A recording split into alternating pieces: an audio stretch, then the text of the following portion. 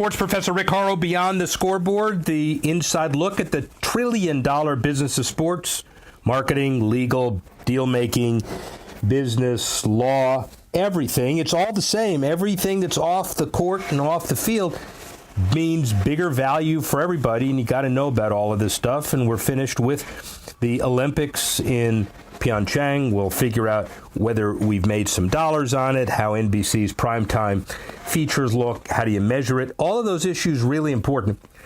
Florida swing in golf after California, going to Florida, Mexico for one event, back to Florida. A very successful Honda Classic, by the way, won by Justin Thomas. Seems to be the best golfer on the planet right now. Do you hear that, Jordan Spieth or Dustin Johnson? There will be a pretty good rivalry, and don't look now, but Tiger is back. Scott McCarron, who was one of the leading money winners on the Champions Tour last year, gives us a really interesting interview perspective about what it means to be a pro athlete in the Champions Tour these days, generating significant corporate contacts and money and the like. Then we'll have our 15 top issues of the week. If you want to see the entire list, including tech and including marketing and including some of the social and philanthropic issues, look at csnwashington.com, CSN Mid-Atlantic. Follow us on Apple Podcasts, Google Play, Audio Boom, and the like. But first, let's give you some perspective on the Olympics, what happened and what's going to happen. What's on in Tokyo 2020, reserving most important expense plans, most corporations, for that event 2 years from now. The Olympic House, built in South Korea to spread the buzz around more casual fans. The display had a specific purpose to excite fans about the culture and technology available in Japan. Culture, nature, delicious food, water. People can enjoy so many things in Tokyo's metropolitan city. Well, of course, the Tokyo Organizing Committee member chairman would say that, but listen, one of the delights for Olympic participants just now, fans and journalists as well in Pyeongchang, the efficiency of operations, facilities, transportation, food service, and by the way, expect the same in Japan, famous for being a place where, among other cultural treasures, the trains always run on time. Can't wait. Wrapping up these Pyeongchang Olympics, female athletes helped carry Team USA across the finish line in a big way.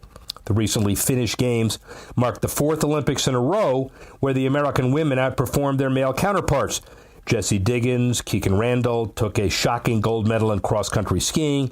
The women's speed skating team Pursuit surprised the field by taking bronze. Leading into the final week, the U.S. as a whole was on track for one of the worst Olympic medals ever, but certain days highlighted by medals won only by female athletes. February 21, all four medals claimed by women, with the likely exception of gold medal snowboarder Chloe Kim and skier Michaela Schifrin, both thought to have commercial staying power. Most Olympic champions have only about a 12-week window to capitalize on their fame before the Olympic halo effect fades, but yet we'll have to see how it all shakes out. And otherwise, the biggest issue from the Olympics is the team performance, and the team skaters only won 2 bronze medals over the 2 weeks of competition, the fewest since Nancy Kerrigan's sole silver in the '94 Olympics in Lillehammer. The top 5 U.S. women's skaters last month's nationals averaged an age of just over 22 years old, and the top 5 Russian skaters only 16. The U.S. team has much catching up to do if it hopes to win medals at the 2022 Beijing Olympics. The talent pipeline does not look promising, but yet the Olympics themselves, on budget, a symbol of peace. Going forward, maybe more cities will bid. Certainly Denver, Salt Lake in 2030, maybe 2032, 2034. U.S. locks up the Olympics in 2028, at least going back to the same time zones, nearly London 2024, after Beijing, after Tokyo, and after Pyeongchang. See what happens as far as television is concerned. We'll look at the numbers next week. Let's talk about golf, and then we'll talk about some of the other issues afterward. The Florida swing after the Genesis at Riviera, Honda Classic, won by Justin Thomas. A great event, great cause, great attendance. Tour goes to Mexico, then comes back for the Valspar, then goes back to Bay Hill. Bottom line is, this is a time for golf to begin to take center stage. We're getting those promos about the Masters and certainly the majors. big major season. Don't look now. Tiger even par, 8 shots off, but certainly moved the needle in Palm Beach Gardens. Scott McCarron was one of the top 3 money winners in last year's champion season. Will do the same thing this year. Bernard Langer, key, but certainly Scott McCarron, after 6 victories on tour and certainly more on the champion side, he understands how to mix business and economics. Champions Tour, like other golf tours, taken a metamorphosis over the last few years with more money, but Scott can talk about business, life, finance, the future of golf, Tiger, a whole range of things. We caught up to him last week.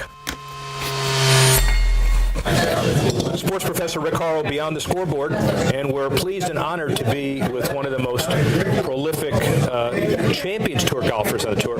Scott McCarron, do you want to be called that, or do you want to be called just one of the world's best golfers? Hey, anytime you can say Scott McCarron prolific, I like it. Well, we'll leave the rest of the prolific alone. We'll just leave it at the golf piece. But last year was a hell of a year for you on the Champions Tour. You win 4 times. You win a major. What's it like to win a major at 51? I'm 52 now. It's pretty interesting. I feel the same trying to win a tour event out here on the PGA Tour Champions as I did on the regular PGA Tour. So, when people ask me that, I say I'm still playing against the same guys I was competing against with when I was out there in 95, 96, all the way through my career. It's fun. I still get nervous. We still have fans, maybe not as big a crowds as the regular tour. We have TV. So I still feel the same. So to win a major and to win your first major, it was quite a thrill for me. We'll talk about why the business of the Champions Tour is so good in a couple of minutes, but first, why the business of being Scott McCarron is so good. 25 years. Is this your 25th anniversary on tour? Well, I think and you took some time off. I think it might be 20-some years. I got on tour 94 for the 95 season. So you do the math. It's a lot of years. A lot of years. Yeah. Some will run together. Your bio is wrong. You might want to correct it a little bit. They have you playing for 2 more years. Okay, that's fine. Yeah, but the bottom line is, as a professional, and your first pro win was 96. Correct. Yeah, in New Orleans at that time, the Freeport. Yeah. You went to UCLA, history major, good business background. Yes. Was there a time in life when you said, "Let me go pursue something else"? I did. I quit golf for 4 years after college. My father had a golf apparel business in Napa for a lot of years, an embroidery company, and we lost everything in a flood in 1986. So when I graduated in 1988, I was deciding if I was going to go to law school or what I was going to do, because golf was done. I wasn't playing really much anymore. And I talked my dad into going into business again under the golf apparel. I was going to start it. I was going to get the loans. The only job I had before that was being a bartender. But that prepares you for law school. It prepares you for everything. Yes, exactly right. Yeah, that's right. So, I played golf with the guy who's in the SBA loans, and he liked our idea and knew that my dad's background, he already had some success in it, and we were able to secure an SBA loan to start our first business. Again, doing golf apparel. And I wasn't playing much golf at the time, but I was running golf tournaments for charity events because I would sell them 144 shirts. Yeah, I wasn't such a great guy, but I enjoyed being around golf. I enjoyed helping these charities, but I was also there to sell them shirts, and that's the only reason I still play golf. Did you decide to take a respite from the business in '94, or did you say that's enough? I'm going to try it on the tour. Yeah, it was really it really started earlier on. So I graduated from college in '88. It was '91 that I first saw a long putter, and it was at a senior event, the Rayleigh Senior Gold Rush, at my home course in Sacramento, Rancho Murrieta. And I saw 5 or 6 of these guys putting a long putter. I'd never seen it before. I went home that night, made my own out of an old Ping Answer 2, and broke off the head of a 3-wood, shoved the shaft down there, and glued it together and started putting with it. And I started having fun putting and playing again, and playing some amateur events and winning them. And then I almost won the United States Mid-Amateur at Long Cove up in Hilton Head. And that's when I decided that's what I wanted to do. I want to pursue golf again. So, but golf is it's almost like being a business entrepreneur. You're not guaranteed anything. Right? The numbers are the numbers. The shots are the shots. It's more similar than different. Absolutely. It's like being a small business owner, in that I'm employing myself, my caddy, my wife, and you're trying to travel around the country as cheap as possible and make money playing golf for a living. That's the mini tours, and it's very difficult. I did that for 2 or 3 years, playing all over, playing Asia and Canada, and Hooters Tour, the Golden State Tour in California. I mean, I was playing anywhere I could for any amount of money, didn't matter, but I wanted to get better and I needed to play competition. What did the win in '96 get you as far as exemptions were concerned and guaranteeing stability? The stability. I mean, I literally was just, I kept my card to the last event of the year in Las Vegas the year before, where I finished third by myself. And then 10 events later, I win New Orleans. So I went from being a guy that was going to have no job at all of a sudden finishes third in the end of the year tournament, and then 10 weeks later wins, 10 tournaments later wins in New Orleans, and gets to play the Masters 2 weeks later. Right. And almost win that. I finished top 10 and had a chance. So that was huge to be able to win your first event and to know you can do it. And then Bell South's good to you. You win there twice. Bell South, and I go and win again the next year. So here I am, kind of the young guy on tour, winning twice in my first 3 years, which was a big deal back in that day. Were you a big timer at that point? Did you realize that? Were you a Tiger? Were you the next Tiger Woods? I was not the next Tiger Woods, but I did think that, hey, I can keep doing this. Yeah. And every time I put myself in position, which was only twice, I won both times. So I'm like, I'm pretty good when I get in position. And then I had a little bit of a dry spell and didn't win for a while, and then won again at Bell South. The difference maybe is that you have a solid business background, and you knew that if you had to, you fall back on business and you would succeed. At some point, I could do something in business. Running a business in the apparel business, and then we figured we could lose more money manufacturing headwear start to finish, which we did, called Caps USA. Very difficult businesses at the time, labor intensive, 40, 50 employees, sales force, the whole bit. And I was kind of the jack of all trades, could do all of it. So I learned a lot about business, and it certainly helped me knowing that if I couldn't make it in golf, I could always have something to fall back on. So it's 2017, you win 4 times, and there's a lot of grumbling at PGA headquarters because they want a bigger name winning all of those events. Yeah, but they got a nice guy winning. They got a nice guy winning and a guy that can appeal to the corporate boardroom. So I guess my question is, as a business guy, you understand how valuable you are now as an asset for the Champions Tour, you and Bernard. Absolutely. And here's one of the things that I learned very early on through Peter Jacobson, who learned from Arnold Palmer. The Pro-Am is the most important day of the week. And I've always been taking care of the guys in the Pro-Ams. I write letters, taking care of the title sponsors, presenting sponsors, doing walkthroughs. I get what it takes to put on a tournament. I was the host and helped run the Reno Tahoe Open for a lot of years. I've ran charity events. I've ran tournaments. I know the amount of time and effort that goes in. So I'm very appreciative of everything that goes on. And I think I just got a little bit different perspective than a lot of guys who just come out and play golf only. Very important question. The women get it. Mike Wan makes them get it. The Champions guys get it. You're mature. Also, you're over 50, so you know it. Correct. Do the kids, do the existing tour players get it enough? I think more guys need to get it. And I honestly think there needs to be a program again for every rookie that comes out has to go for a day and shadow the tournament director. Yeah. Absolutely. And we used to kind of have to do that when I first came on. Can the tour make that happen? They used to do that. Yeah. I mean, we used to do that. And it was an eye-opening experience. I think that the PGA Tour is in a great place right now. You've got some phenomenal young men. Ricky Fowler, Jordan Spieth, Justin Thomas. These guys get it. They are great for the game. So I think the tour is in good hands. And they're also legitimately trash-talking friends themselves. They're friends and they're buddies. I think it's a wonderful time for the PGA Tour. And I hope that more guys in the PGA Tour see what they're doing and follow suit. So golf's in good hands? Oh, I think so. Every year at all levels, every era, new guys come out, and I think golf is in really good hands. I mean, you're starting to see an uptick in rounds played. You're not seeing the golf courses close like they did. People are having to streamline. The golf courses that were good stayed open. The golf courses that maybe needed to go away did. So, again, it makes the whole industry stronger. How does the lack of golf course acreage stay ahead of the technology? Well, again, is the amateur golfer hitting it any farther now than he was 10 years ago? Not really. The PGA Tour players are. Does that mean the average golfer is a little more frustrated, or just mean that? Well, I think one thing. Let's not make the game harder for the amateur golf. We want guys to play. I mean, I always like the golf course where the first hole is a fairly easy, wide open hole, and the last hole being one that he's going to be happy with a birdie or maybe an eagle, something he can reach. You sound like what Jack Nicklaus has now come to believe. Well, it's true. I mean, you want to keep these people playing, and you want to be able to play fast and not spend 6-7 hours out in the golf course. You want to be able to speed up play, and whether that's going to 12 holes or whether that's going to more user-friendly hole locations, everybody move the tee forward, whatever it may be.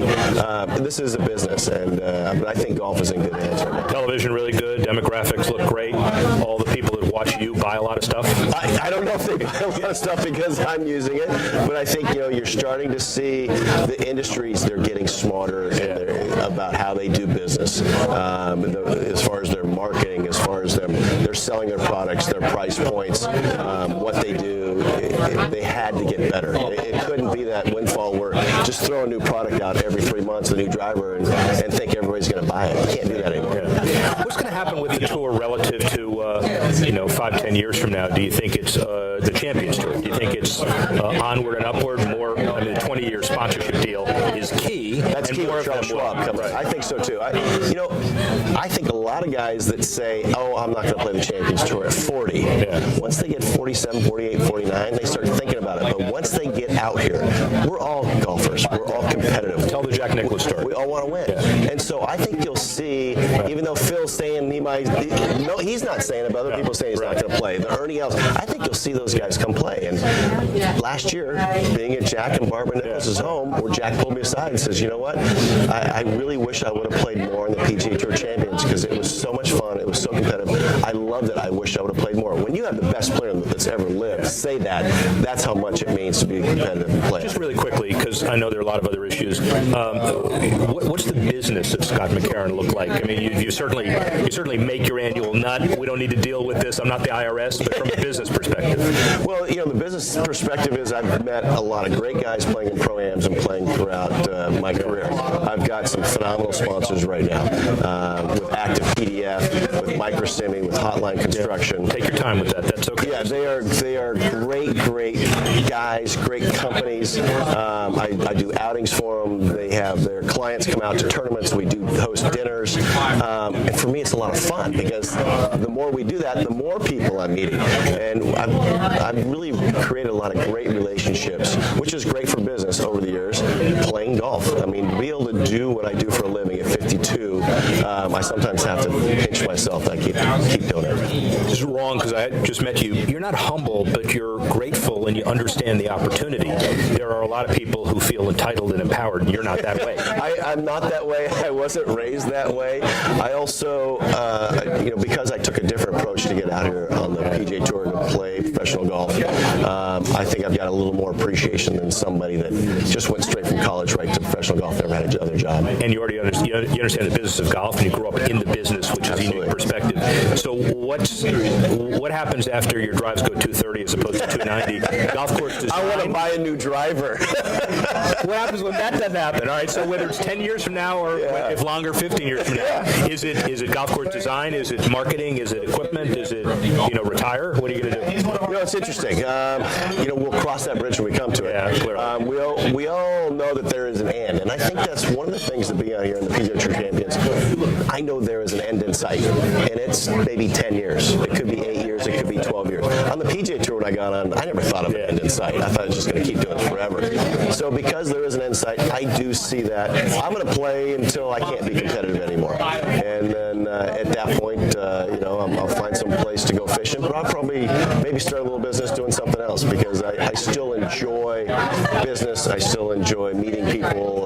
So I'm not going to be the guy that just sits there and fishes all day. UCLA? Are you back to you help UCLA golf? You deal with some of those? I do. Derek Freeman is a good friend of mine. He's our golf coach there. When I was living in Southern California, I would go, once a year or so. We go play golf and mentor some of the guys and have them out to dinner when they come play in Palm Springs and La Quinta. I'm really excited about Chip Kelly. I was going to say, Chip Kelly plays, by the way. You ought to make sure that you tell him how to slow that off. He's a very, very good friend of Peter Jacobson's, and I met Chip Kelly earlier this year. Very happy with that hire. I think he's going to do a great job. Well, your career is, you did Golf Channel for a while, didn't you? I did Golf Channel for 2 years, and then I worked for Fox for 2 years. I did all their majors. And it was a lot of fun. I learned a lot being an on-course announcer because I always thought, you have to play your best on Sunday. These guys didn't always play the best, but they didn't let little things bother them. One more question. So it was 06, 07. I forgot what the number was, but you were laid up for a while. Yeah, and were you 06? Were you thinking that's it, so let me go into business, or was it always let's get back? That was my first injury, and I tore the radialis brevis tendon off the bone on my right elbow. So when that happened, I'm like, I'm going to come back, and I'm going to come back stronger, and I'm going to be better. The injury took me a year and a half. It was a long injury, and it was very difficult to come back from. But I did. I came back, kept my car, NBA years, and then I was in the 126 to 150, and I was really struggling to get back because I just wasn't playing enough. I wasn't getting the opportunities that I'd had before. So how does it feel, final question, to be the face of us old guys? Yeah, it's pretty neat. I get recognized a lot more now from the PGA Tour You won more than I ever did on the PGA Tour. Yeah, it's fun, and if I can help some guy say, hey, if he can do it, I can do it. I got to thank my wife. We got married a year and a half ago, and she's a triathlete and a workout fanatic, and to be able to chase her around has really kept me young. Thank you, man. Scott McCarron. Thank you very much. Thank you. Rick Horrow, Beyond the Scoreboard. Speak with you soon. Well, Scott McCarron certainly gives us some interesting perspective as we head into golf's season of majors, which is just over 5 weeks away. Can't wait. Let's shift to the NBA. Thrilling, lucrative, also educational.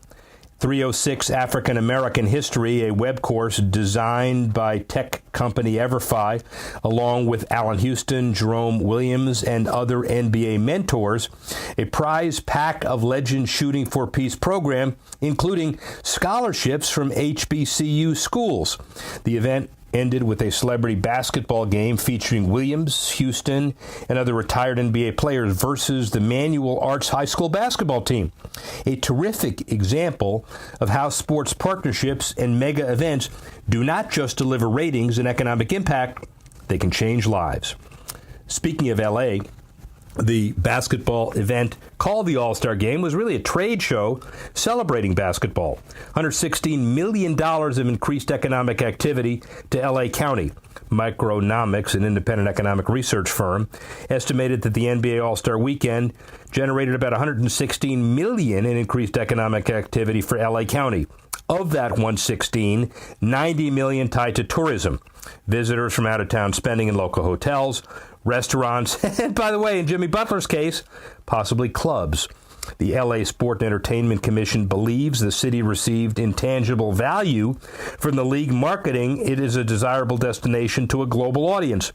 And if the estimates are correct, the $116 million is about 40% higher than New Orleans, and a really impressive figure when you consider that the MLB All-Star Game played in Anaheim in 2010 generated just $85 million. No MLB All-Star Game except the ones at Yankee and City have ever made a larger impact on a host city. And LA, by the way, is not done. They'll host several other prominent sporting events over the next several years: 2022 Super Bowl, 2023 National Championship, 2028 Summer Olympics. Obviously, keep your eyes on LA. What about the NBA again? All-Star break hoping to level out tension between the players and the referees, but little was done. Just 3 referees and 2 players attended a meeting which was supposed to be a peacemaking meeting. Andre Iguodala and NBPA Vice President guard Spencer Dinwiddie of the Nets, along with NBPA Executive Director Michelle Roberts. The meeting was called productive in the aftermath, but the lack of player attendance, specifically star players, underwhelmed the referees hoping to mend the relationship. One of the main talking points at the meeting was the use of certain gestures, such as the hand signal for stop sign when a player begins arguing, which many players consider demeaning. Additionally, players want to receive better education from refs about rule changes. While the two sides are hoping to meet again before the end of the regular season, if the league's marquee players don't get involved, little progress is likely to be made. Well, there's a lot of progress in Seattle, and the Warriors are planning to head north to play in exhibition games against the Kings on October 6th. Hey, they're bringing Kevin Durant. Remember, Kevin Durant played his first NBA season with the club before the Sonics relocated to Oklahoma City. Speaking on the potential of playing in Seattle, Durant said, "It'll be amazing." The game on October 6th, set to be played at Key Arena, first NBA game inside the arena since April of 2008. The Key Arena currently set to undergo a $600 million renovation by the Oakview Group and should be finished in time for the 2020-2021 season. And while the Oakview Group and the city are currently more focused on landing an NHL franchise, the preseason game will serve as a realistic sounding board for Seattle's fan interest in the NBA once again. And finally, before we leave the NBA, you can't mention the NBA today without mentioning,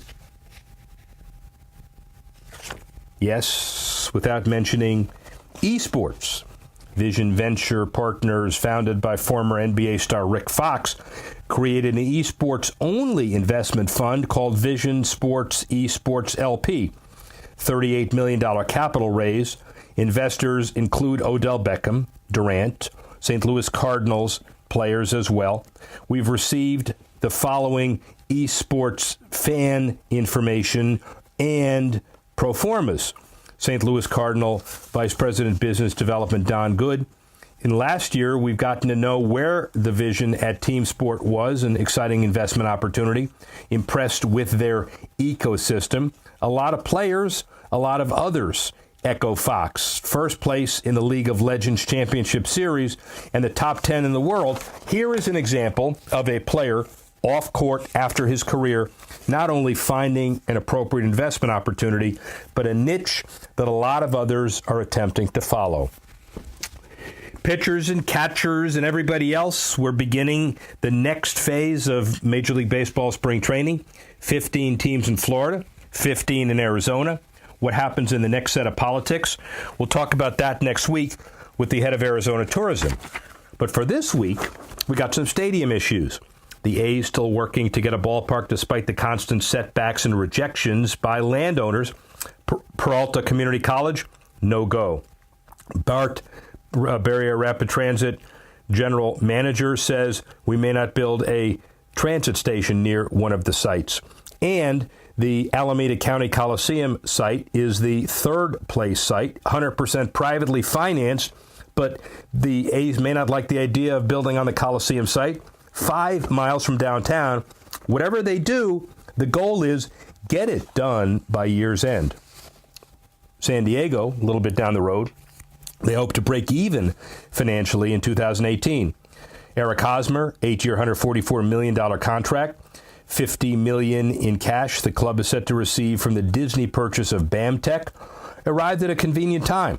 Padres executive chair Ron Fowler said, we're going to spend a good portion of that. We got $20 million in payroll here, another $20 million we just added. On top of the new mega contract for Hosmer, the team will be spending another $18 million on Petco Park to put up a new video board in right field, and recently installed the largest array of solar panels in baseball this offseason. As the only pro sports game in town, the Padres under constant, massive scrutiny. Hopefully for the franchise, the Hosmer acquisition and other upgrades will pay off come opening day and after. Finally, let's finish with soccer. MLS added again campaign for the 2018 season, which opens up next month, titled Our Soccer. The goal is to highlight the unique soccer culture that is spread across the United States and Canada before the regular season kicks off on March 3.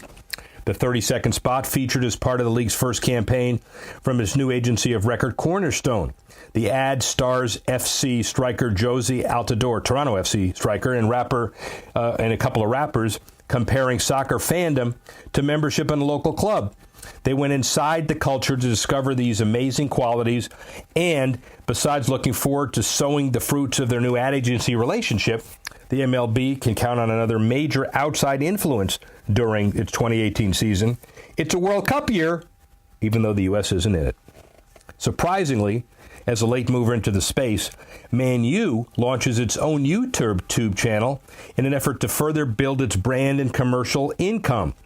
Historically, Manchester United has been able to monetize its digital fan base through its pay TV channel on its own online presence. 72 million followers. And of course, seems to be a no-brainer for both sides, an opportunity for Man U to continue to grow its global fan base to capitalize on the most recognized sports franchise on this planet or any other. And speaking about monetization, Arsenal signs a deal with Emirates in excess of $56 million per year, the largest sponsorship deal in team history. The Dubai-based airline has been a partner with Arsenal since 2006. and the longest-running partnership in the EPL. They've signed a deal with North London's stadium called Emirates, obviously, through 2028. And not exactly apples to apples, La Liga has deals with a lot of people like Emirates. It's a lot less. And the most lucrative NBA patch deal is a 3-year, $60 million agreement between Rakuten and the Golden State Warriors. They're paying nearly 3 times the amount annually over a longer period, $60 million 4 years, to be a shirt sponsor for FC Barcelona. Man U, the most lucrative jersey deal in soccer, $74 million a year for 7 years. Finally, soccer really moves the needle, not just here, but in Africa. Liberian president secures a $500 million deal to develop sports. Gianni Infantino, the FIFA president, was invited by French President Emmanuel Macron to launch his development through sports program among the host of sports officials representing various institutions, including the National Basketball Association. And the FIFA boss informed Liberian President George Weah that FIFA had allocated $500 million toward the development of sports in Africa, and assured him that Liberia would be one of the countries in Africa that would benefit from this pilot project. President Weah has secured $5 million from the World Bank's Social Protection Program to enhance his sports development agenda, but that's a drop in the bucket compared to what FIFA could do if they're motivated to social change and not something else. We'd like to thank Scott McCarron for giving us his perspective on what a Champions Tour golfer goes through in business as we get into the Florida swing. We'd like to thank all of our Olympic athletes for doing an amazing job and putting Pyeongchang in the list of successful Olympic venues. And we'd like to thank you for watching and listening. Thank Dan Martin and Scott and Tanner Simpkins for putting this together. Next week, NBA, Major League Baseball, and a lot of other sports, and we'd like you to join us when we go Beyond the Scoreboard.